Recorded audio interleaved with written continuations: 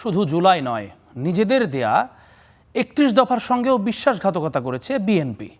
জুলাই অভ্যুত্থানের শহীদ পরিবারের সঙ্গে ১১ দলের মতবিনিময় সভায় এই অভিযোগ করেছেন জামায়াত আমির। এ সময় তার অভিযোগ, সিটি কর্পোরেশন, জেলা পরিষদ, ক্রিকেট বোর্ড ও বিশ্ববিদ্যালয় থেকে শুরু করে সবখানে কু করেছে বিএনপি। সংসদকে কুক্ষিগত করা হলে রাজপথে নামার হুঁশিয়ারিও দেন জোট নেতারা। কাকরাইলের ডিপ্লোমা ইঞ্জিনিয়ার্স ইনস্টিটিউটে জুলাই যোদ্ধা ও শহীদ পরিবারের সদস্যদের সঙ্গে ১১ দলীয় ঐক্যের এই মতবিনিময় সভায় যোগ দেন জামাত, এনসিপি সহ শরিক দলগুলোর শীর্ষ নেতারা। এই ২০টা অধ্যাদেশ বাকি ১১৩টা অধ্যাদেশের চেয়েও বেশি গুরুত্বপূর্ণ ছিল। তারা শহীদ পরিবারদের সাথে গাদ্দারি করেছে। জুলাই সনদ বাস্তবায়ন না হবার বিষয়টি উল্লেখ করে শহীদ পরিবারের সদস্যরা বলেন, শুধু শহীদদের সঙ্গে নয়, এটি বাংলাদেশের সঙ্গেই বেইমানি।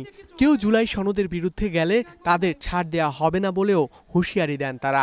জুলাই সনদটা বাস্তবায়ন না হয় তাহলে আমার মনে হয় যে আমাদের সকল শহীদ পরিবারের সাথে বেমানি করা হবে, শহীদের রক্তের সাথে বেমানি করা হবে, আহতদের সাথে বেমানি করা হবে, সারা বাংলাদেশের সাথে বেমানি করা হবে। আমরা এই সান্ত্বনাটা নিয়ে বেঁচে থাকতে চাই যে আমাদের সন্তানদের রক্তের বিনিময়ে আমরা একটা ইনসাফের বাংলাদেশ তৈরি করতে পেরেছি।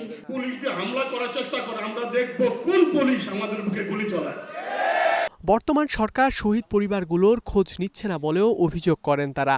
আজকে যেই পার্লামেন্টে আপনারা বসে আছেন, যাদের রক্তের বিনিময়ে বসে আছেন, সেই সংসদের উচ্চ কক্ষে আমরা শহীদ পরিবারের প্রতিনিধিত্ব চাই। আল্লাহর দোহাই, আপনারা ঐক্যমত হয়ে রাজপথে নামেন, যে আপনারা যদি না করেন আমরা সরকার বিরোধী আন্দোলন করতে প্রস্তুত।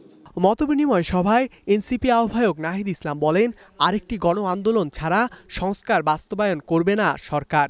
সংসদকে কুক্ষিগত করা হলে ১১ দলীয় জোট রাজপথে নামার প্রস্তুতি নেবে বলেও জানান তিনি।